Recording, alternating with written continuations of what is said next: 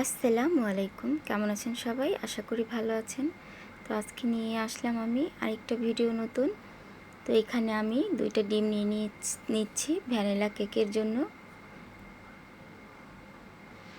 তরল জাতীয় জিনিসগুলো আমি একসাথে আগেই নিয়ে নিব।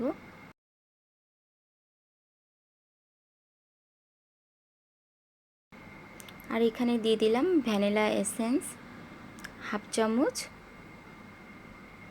আর দিয়ে দিব সামান্য পরিমাণে লবণ। আর আমি এখন দিয়ে দিব এখানে হাফ কাপ চিনি। মিষ্টিটা আপনারা যে যেরকম মিষ্টি খেতে পছন্দ করেন সেই অনুযায়ী কম বেশি করে চিনি দিতে পারেন।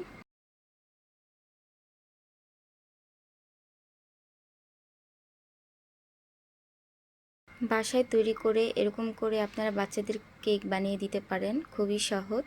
আর এখানে হাফ কাপ পরিমাণে রান্নার তেল দিয়ে দিলাম, সয়াবিন তেল।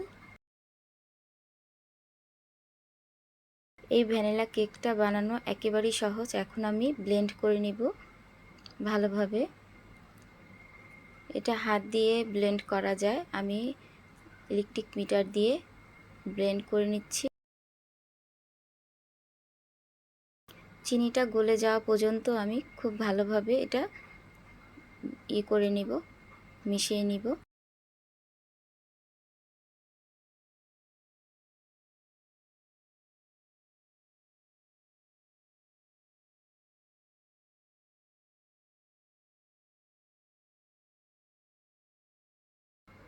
আর চিনিটাও গলে গেছে খুব সুন্দরভাবে, এটা হয়ে গেছে গোলানো।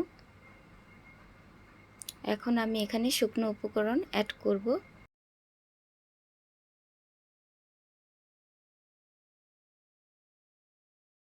চামচ পরিমাণে বেকিং পাউডার দিয়ে দিলাম। আমি এখানে কোনো বেকিং সোডা অ্যাড করব না, শুধু বেকিং পাউডারই দিব।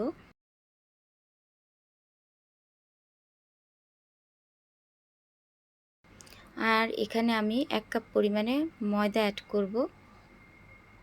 অল্প অল্প করে নিয়ে ছাঁকনিতে ছেঁকে ছেঁকে আমি গলিয়ে নিব। আমি এখানে কোনো পানি অ্যাড করব না। যদি আপনাদের এইটা ডোটা ঘন হয়ে যায় তো আপনারা দুধ দিবেন,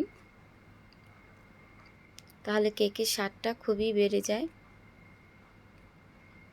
আর বাসায় তৈরি করে এই কেকগুলো খাওয়া বাচ্চাদের জন্য ভালো, বাইরের কেক না খাওয়াই ভালো।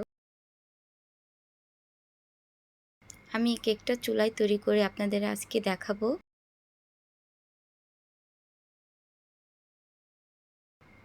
আমি এখানে গরুর দুধ জাল দেওয়া ছিল, এইটা দিয়ে দিচ্ছি। যতটুকু পরিমাণে লাগবে ঠিক ততটুকুই দিব, কোনো পানি এখানে দিব না।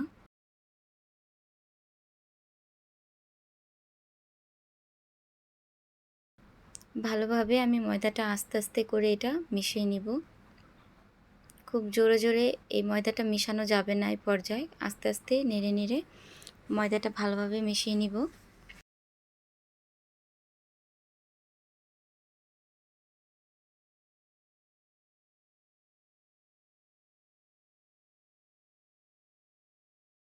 কেকটা আমি যে পাত্রে বানাবো এটার মাপ দিয়ে আমি কাগজ কেটে নিচ্ছি।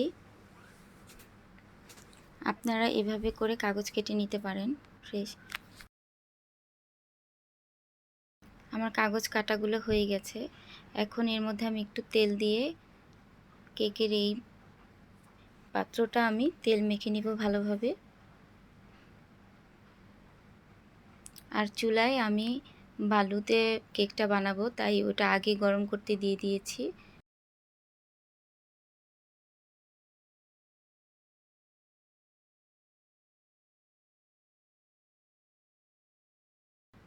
এখন কেকটা আমি ঢেলে নেব।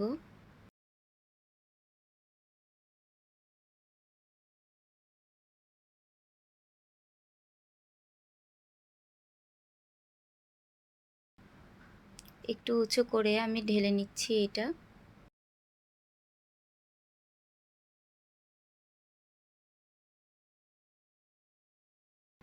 বাসায় তৈরি করা এই ফ্রেশ কেকটা খুবই মজা খেতে, বাচ্চারা খুব পছন্দ করে। বাচ্চাদের স্কুলের জন্য টিফিনেও সকালবেলা দেওয়া যাবে এবং বাচ্চারা সন্ধ্যার নাস্তাও এটা খেতে পারে।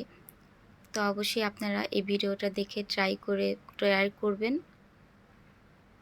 এই তো আমি এখন দিয়ে দিলাম চুলাতে, আর চুলার আঁচটা মিডিয়াম আঁচে রাখতে হবে। এখন ঢেকে দিব। 35 মিনিট পরে আমার কেকটা এরকম হয়ে গেছে পুরোটা। আমি তারপরে ট্রাই করে নিচ্ছি। এই তো কেকটা পুরো হয়ে গেছে। এখন আপনাদের এটা আমি কেটে দেখাবো। কেকটা এখন গরম, তো কিছুক্ষণের জন্য আমি এটা রেখে দিব। একটু ঠান্ডা হলে আমি কাটবো কেকটা। 2টা ডিমে এত সুন্দর একটা কেক হয়েছে, আর অনেকগুলো পিস হয়েছে কেকটার, আর খুবই সফট হয়েছিল কেকটা। আমার ভিডিওটা যদি আপনাদের ভালো লেগে থাকে অবশ্যই লাইক করবেন আর সাবস্ক্রাইব করে পাশে থাকবেন।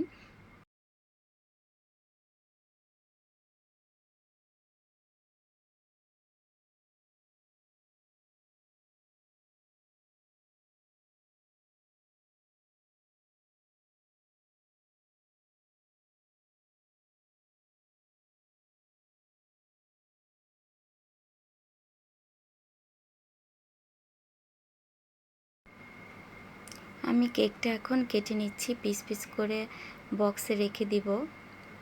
যখন বাচ্চাদের খেতে ইচ্ছে করবে ওরা নিয়ে খাবে। তো কেকটা অনেক সফট হয়েছিল আর খেতে খুব স্বাদ ছিল। এই তো আমার কেক কাটা হয়ে গেছে, দেখতেই পারছেন কেকটা কত সুন্দর হয়েছে। অবশ্যই আপনারা বাসায় এই কেকটা বানিয়ে ট্রাই করবেন।